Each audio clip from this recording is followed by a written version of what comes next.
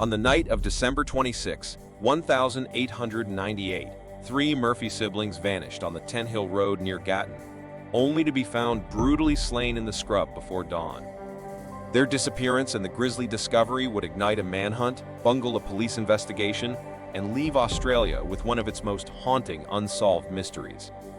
Background: the Murphy farm at Blackfellows Creek lay some 1.5 mi from the township of Gatton, on the fertile plains of the Lockyer Valley, its red soil and sun-drenched fields, the lifeblood of a dozen setter families.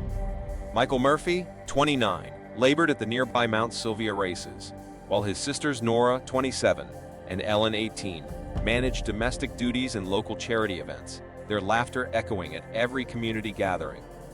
Boxing Day 1898 dawned with bright summer skies and a promise of festivity, but when a dance at Gatton Hall was canceled, the three decided to return home under moonlight instead. Gatton, then home to fewer than 500 souls, bustled along the Brisbane to Toowoomba rail corridor, its wooden station, horse-drawn carts, and telegraph wires pulsing with colonial ambition. The siblings borrowed Sulky, with its notorious wobbling wheel, held secrets of that fateful night. William M. Neal, brother-in-law, claimed he warned them of the defect, but was waved off with hearty thanks.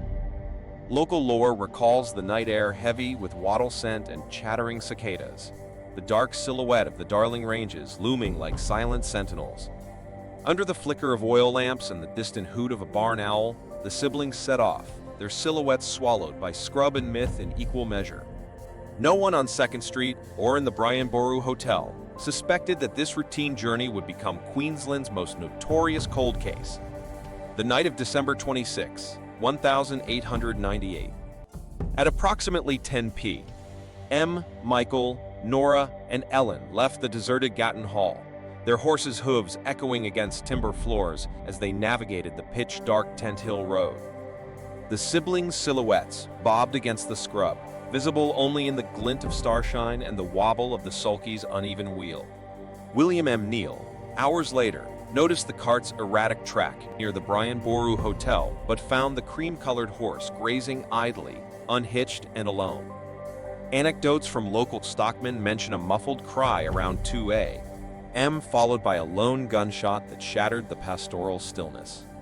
Police later surmised the victims were attacked in rapid succession, the killer blending violence and stealth with chilling efficiency.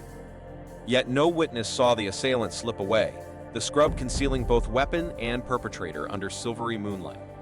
In the silence left behind, the tracks themselves whispered of dread, guiding those who dared follow to a scene too grim to describe without shuddering. Discovery of the bodies. At first light on December 27, William M. Neal traced the wobbling sulky track into knee-high wattle scrub and stumbled upon the bodies of Michael and Ellen lying back-to-back, Norah spread on a neat rug 28 feet away. Norah and Ellen had been bound and raped before the fatal blows, their dignity shattered amid the bloody earth, a horror Dr. von Lossberg later called vicious and senseless.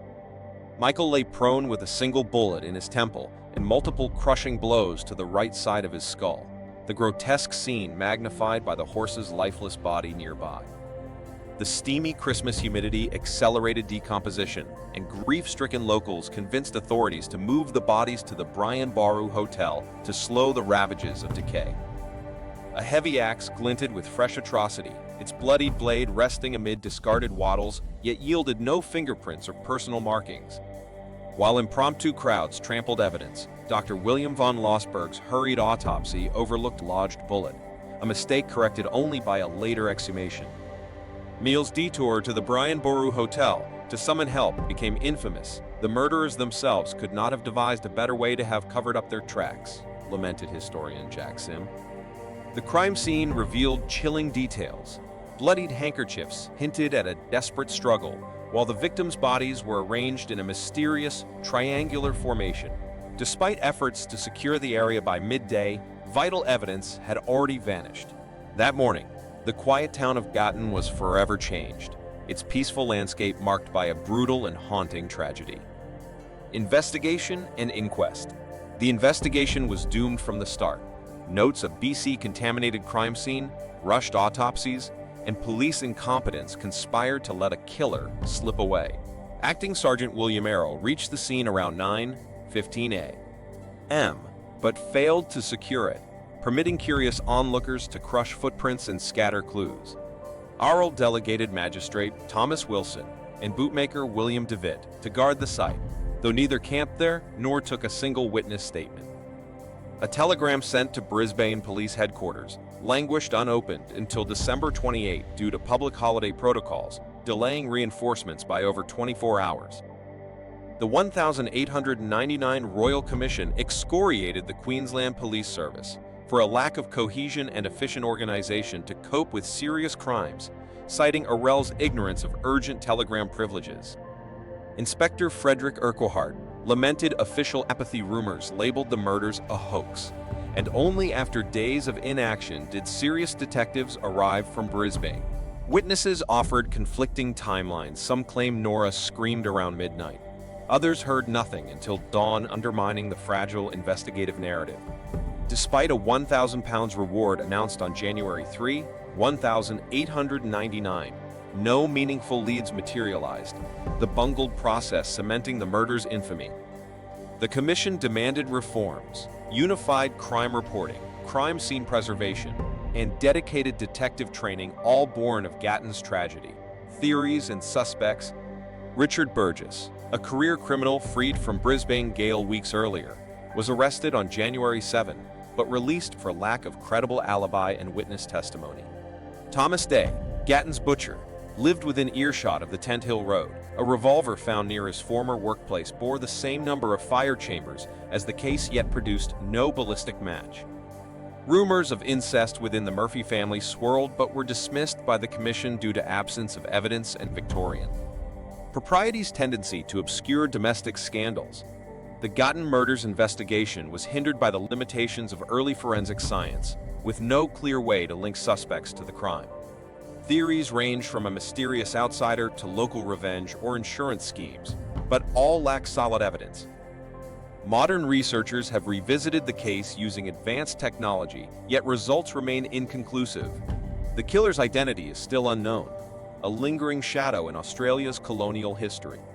Legacy: the Gatton Murders, a haunting unsolved crime from 1898, continue to captivate Australia.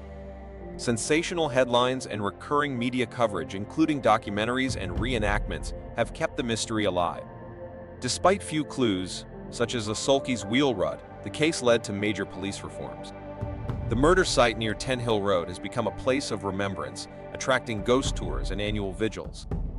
Over a century later, the tragedy remains deeply etched in public memory, symbolizing both brutal violence and the enduring quest for justice. Did a lone killer escape into the darkness, leaving the rural roads of Gatton forever haunted by his unseen footsteps?